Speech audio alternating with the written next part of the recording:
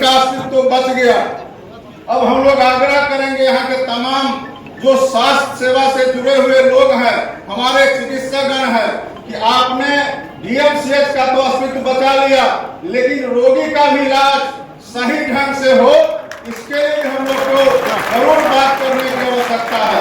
आप दिन रात मेहनत करते हैं, उसके बावजूद भी हम माननीय मंत्री जी से कहना चाहेंगे, बहुत सारे सुविधा जो पटना से उपलब्ध कराते हैं, यहाँ लोगों को वह उपलब्ध नहीं हो पाता है। इसके लिए भी बिहार सरकार के मंत्री होने के नाते हम लोग को बोलना नहीं चाहिए, लेकिन आखिर हम लोग को ही दरभंगा जिला में रहना है।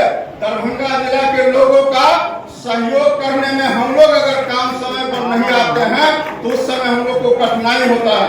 बहुत सारे ऐसे सामान आप यहाँ उपलब्ध कराते हैं, वह सामान रोगी को नहीं मिलता है, इसलिए इसका भी कोई नीति बनना चाहिए।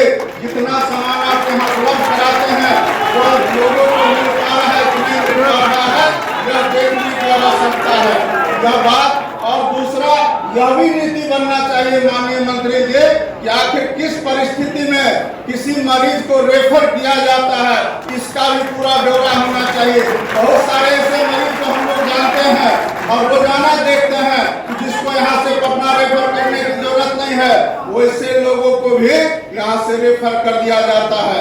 इसलिए हम लोग आग्रह करेंगे, और सिर्फ दरभंगा मेडिकल कॉलेज अस्पताल का ही बात नहीं है, जो निजी अस्पताल चलाते हैं या निजी क्लिनिक चलाते हैं, वैसे लोग भी सीधा आईडीएमएस में रेफर करते हैं। हम लोग यह जानना चाहते हैं कि आखिर मरीजों को पीएमसीएच में क्यों नहीं रेफर किया जाता है। इसलिए इसका मतलब है कि आपको पीएमसीएच पर विश्वास नहीं है।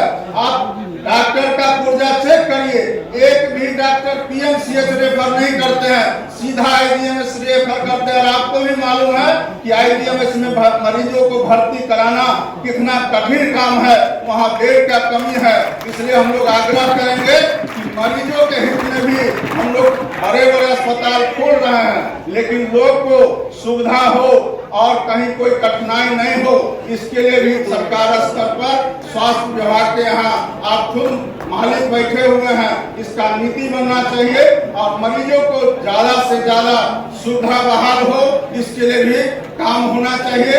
आज जो सुपर स्पेशलिटी अस्पताल बना है उसमें ओपीडी किसी तरह से चालू हो पाया है, इंडोर का भी व्यवस्था हो, मरीज भर्ती हो, जितने तरह का हमारे जो स्वास्थ्य विभाग के सचिव ने बताया, जो 8 तरह का यहाँ विभाग है, उस 8 तरह के विभाग में जो हमारे डीएमसीएच के डॉक्टर हैं, अंत में हम लोग यह कह सकते हैं कि रोगी का इलाज के लिए सब चलेगा, लेकिन उसका व्यवस्था अगर आप अलग से नहीं करते हैं और डीएमसीएच का व्यवस्था अलग नहीं होता है तो उतना लाभ हम लोग को नहीं मिल पाएगा। यहाँ के लोगों को जिस तरह से आपने इतना बड़ा चीज यहाँ देने का काम किया है, तो हम चाहेंगे कि यह व्यवस्था दोनों अस्पताल का अलग अलग हो, दोनों का प्रशासक अलग अलग हो, दोनों का देख रेख करने वाला अलग हो।